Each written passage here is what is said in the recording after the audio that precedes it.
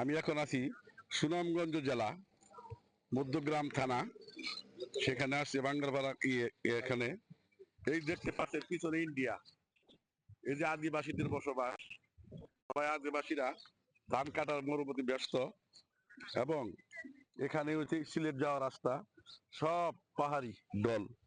আমি আসছি আমাদের এক বড় ভাইয়ের জমি সংক্রান্ত বিষয়ে কিছু আলাপ আলোচনা করার জন্য, তাহার সাথে কিছু কথা বলার জন্য। আপনি এটা কোন জায়গায় আইনে? আপনার নাম কি? মোহাম্মদ আব্দুর রব। আপনার বাড়ি তো বাঙ্গালপাড়ায়। হ্যাঁ, বাঙাল বেটা। আপনার জমি নিয়ে কি গন্ডগোল? গন্ডগোল। আচ্ছা, এটা কি আজকে সালিশি বসার কথা? জি, আজকে 10টায় বসার কথা।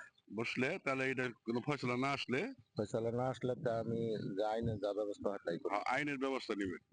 এটার জন্য আপনার জন্য আসছি, দেখি কি করা যায়। ঠিক আছে, ধন্যবাদ, দোয়া করবেন আমার জন্য। হ্যাঁ ভাই, কেটে দিন।